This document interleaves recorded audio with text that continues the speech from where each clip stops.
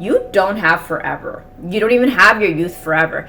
Hey there, my handsome and pretty little cobras, and welcome back to the Cobra's Nest. For those of you who are new, my name is Mignon Cobra, and I make videos on minimalism. So today's video is going to be starting new beginnings, rebranding, fresh new start, peeling off the skin to expose the new you. So yeah, today's video is going to be talking about new beginnings. I got 6 things that I want to talk about if you are in a decluttering journey, a minimalism journey, and you just feel like you need a fresh start. It's time to just like fresh new you. So yeah, I have also been going through a refresh myself. I took some time off the internet, I went on holiday, did my hair. So yeah, I got a couple things that I want to talk about, and yeah, honestly the best refresh actually comes from inside. It's actually nothing on the physical. The physical is just a manifestation of how you feel on the inside. So yeah, if you're feeling inspired, I hope that these tips can help you feel refreshed and rebranded, where you're just like in an era of like, I need a new change, I need a new me, upgraded me. That's what these tips are for. So without further ado, let's get into the video. Let's get it, let's go. Woo! Okay, so coming in at number 1, declutter your room. So if you live in a house, don't start decluttering everywhere else. Don't start with the bathroom, don't start anywhere else. Start with your room. Your room is where you spend a lot of your time. That is like your sanctuary place, the place that you spend the time when you're not at work. It's like your, it's your sanctuary. So I would want you to declutter starting with your room. You can always go to other areas later. You can definitely declutter the kitchen on another day, the pantry, the bathroom, the basement, the attic. You can do those on another day, but if you're looking for a rebrand, I personally think your room is the place to start. Clean the room, because actually I want to get into the second point. Hey there, my handsome and pretty little cobras. So a quick little commercial break. So I want to thank FANJI for kindly gifting today's piece. So let's do a quick little unboxing. They have sent me a bag insert and I'm super excited to try that on. So let's unbox it together. Oh, that looks so freaking cute. I am so excited to look at the bag insert because I don't want the inside of my bag getting scratched. I actually haven't really been using the bag as much just because I don't really want it scratched. So let's open that up.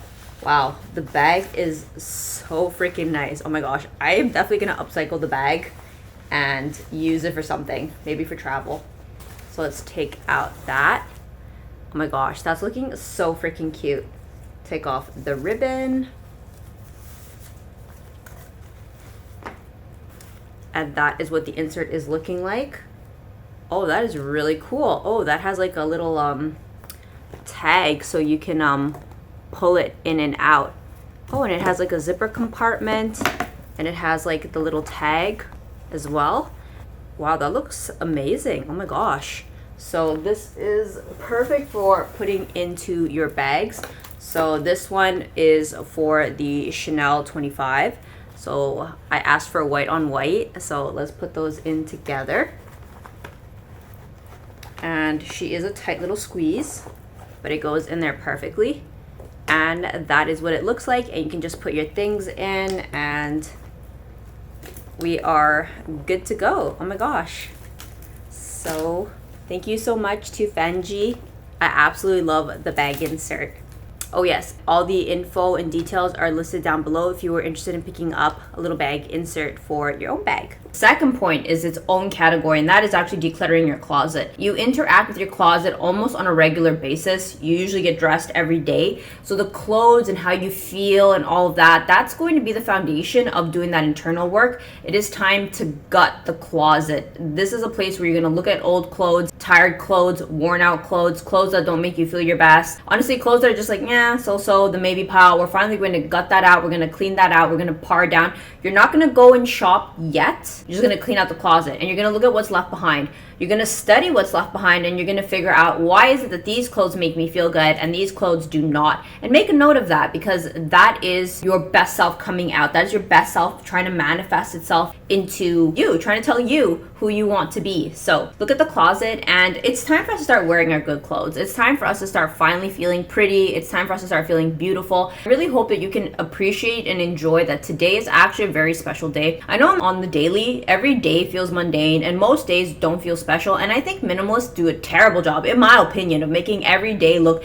hella boring. I am not a minimalist who's like, it's like the simple daily life makes me happy. Oh no, I am a minimalist who loves making every day hella bougie. I am definitely a luxury minimalist through and through. I like wearing my good stuff. Like on a good day, I wore my good stuff. I wore the dress, I wore the heels, I wore the purse, I caked the face. That is to me a good day. So that is how I feel happiest, when I make every day super, super, super luxurious. But if you need to, if you need to romanticize the daily life, I think you should. My point being is you should really cherish every day. And I think sometimes it's hard to understand that if you haven't been alive for a very long time. If you're young, like if you're in your like teens watching this, or in your 20s, you may not really comprehend. You don't have forever. You don't even have your youth forever. Like life is short. Some of us never make it to old age. And in old age, you start to realize you could have been happier when you were younger. There's so many things you could have cherished. My point being is, it may not seem like today is very special, but as you get older, you're going to realize that today was by far some of the best days that you ever had. So stop being sad, start being happy, start wearing the good stuff, clean out the closet, and really truly start living your best life. Okay, coming in at number 3, you're gonna start doing the mental declutters. You're gonna start getting rid of the mental baggage. That's what's really effing you up. It's not the closet, it's not the house, it's not whatever it is else you think. It's actually you. That thing that was wrong in your life is actually you. And I know you may be thinking, no, it's my childhood trauma, and it's my blah, blah, blah, blah, and it's my... I mean, yes, definitely, there are really unfortunate things that have happened to us in our youth. But if you are a grown adult, it is time to start letting that stuff go, decluttering the mental baggage, and figuring out, okay, with what's left, what's the best that I can make out of the situation? Because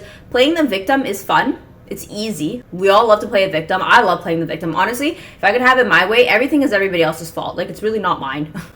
I'm perfect. But the mental baggage and playing the victim is not going to do you any favors. You're going to have to figure out, okay, this is the cards that I was dealt. How can I work this to my advantage?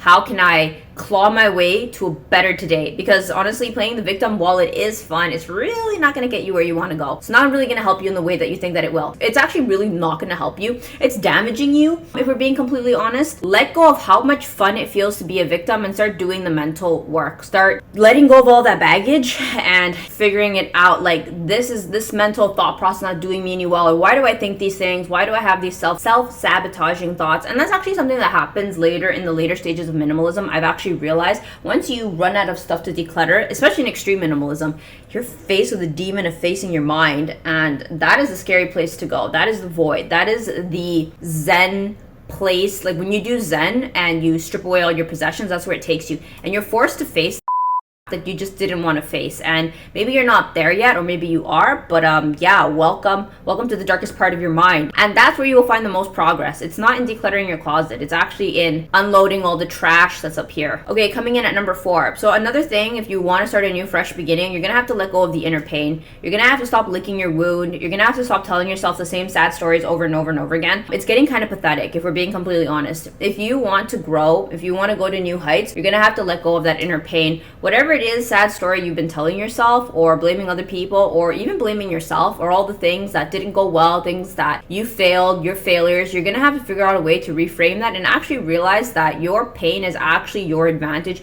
Your pain is the best thing that ever happened to you. And if you're wondering how Nat, how is that possible? Think of it this way. If you watched a film where the main character did nothing but sit in a room and nothing ever happened, and then the film ended, did you think that that was a good film? No, you'd feel sorry for the person. You'd be like, wow, what a sad, boring life. Versus when you watch an exciting, action-filled movie where the character's fighting demons and slaying monsters and overcoming challenges, or even getting defeated. Like, we love an underdog story. You think like that was a really good film. And if you think about yourself as main character energy, you're going to find that, yeah, the things that happened to me were actually the best things that ever happened to me. And you will only realize that once you're healed. Once you're healed, you'll realize that that was the best thing that ever happened to you, because otherwise you lived a boring, sheltered life, which is actually a sentence worse than death. All right, coming in at number 5. So it is time to forgive yourself for the past. If you are starting a new beginning, it's time to let go of who you used to be. You have to forgive yourself for all your failures. You have to forgive other people for their failures. You have to forgive whatever it is that's holding you back, all that mental anguish, pain. I know that's probably not what you wanted to hear. You probably wanted to come to this video and I was going to tell you, yeah, go clean your cupboards. I mean, you can, and maybe you should take the time to, zazen, meditate and like clean out the cupboard while you clean out your mind and you reflect on like, yeah, I shouldn't have said that at work. But yeah, it is time to forgive yourself. Like, it's one thing to like learn the lesson. Something happened happened and you're like, okay, I could have done better. And you definitely could have done better. And it's good to move forward and learn from it. But at the same time, honestly, it's been long enough and we're just human. To be human is to err. So you're gonna have to figure out a way to forgive yourself and to move forward, because honestly, it shows weak character where you can't forgive yourself. You're still beating yourself up about whatever it is. Like, we wouldn't do that to another person. We don't continuously keep punishing them for the same thing, although maybe you do, I don't know, which is probably also another bad thing, another habit you should probably quit. But yeah, it is time to forgive yourself for who you used to be and move forward. We're going to be a new you. You are allowed to be reborn every day. That's actually a Buddhistic principle. We are reborn anew. Every day you have the freedom and the liberty to be somebody new. And if you don't want to be who you were yesterday and you don't like it, you have full autonomy to change, and that starts and includes today. Okay, number 6, embrace and love yourself and who you are today. I actually am starting to get the impression, the more I watch the internet, a lot of us don't really like ourselves. And obviously I include myself in that too. I've definitely gone on little exploration journeys of trying to figure out who I am too and trying different things about myself. But one of the things that I kind of came to realize was that, like, in seeking other people's validation, I had lost myself. I couldn't love myself anymore. I felt like I was incapable of loving myself. I felt like other people need to validate me. Other people need to cheer for me, because how dare I love myself?